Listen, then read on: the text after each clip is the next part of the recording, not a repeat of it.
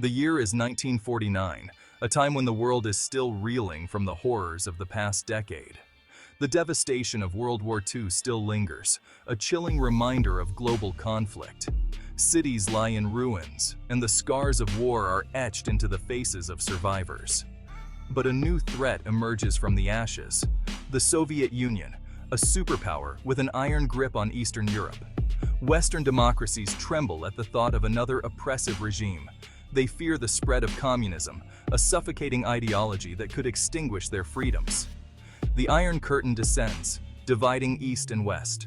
The future appears bleak, a world on the brink of another devastating conflict. Citizens prepare for the worst, building shelters and stockpiling supplies. The need for collective security, for a united front against this looming threat, becomes desperately clear. Leaders from across the Western world gather to discuss their options. A solution is needed, a powerful alliance to safeguard freedom and democracy. Thus, NATO is born, a beacon of hope in a world overshadowed by fear and uncertainty.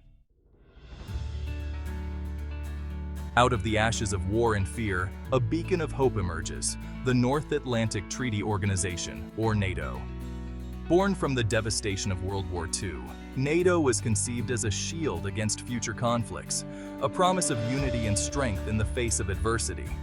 Founded on April 4, 1949, NATO is a military alliance of North American and European countries.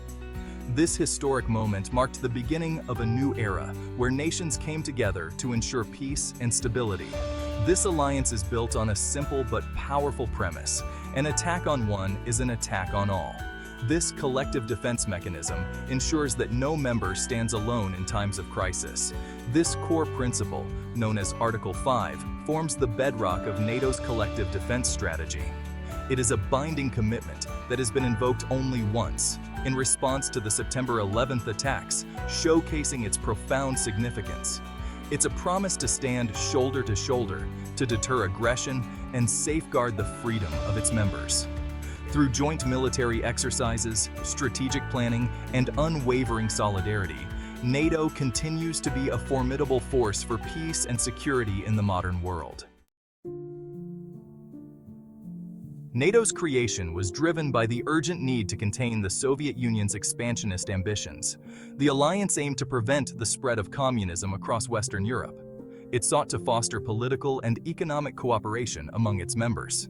By establishing a united front, NATO aimed to deter Soviet aggression. It provided a sense of security for war-torn nations. NATO became a cornerstone of the post-war world order.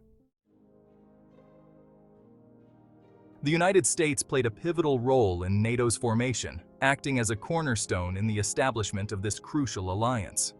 The U.S., still a superpower after World War II, provided the necessary military and economic might to rebuild war-torn Europe and ensure stability. It rallied its European allies under the banner of collective defense, fostering a sense of unity and shared purpose among the member nations.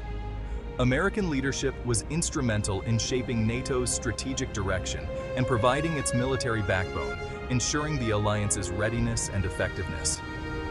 The U.S. commitment to NATO reassured its European allies and served as a powerful deterrent against Soviet aggression, solidifying the transatlantic bond that remains strong to this day. Like and subscribe for more content related to history, economics, philosophy, and more.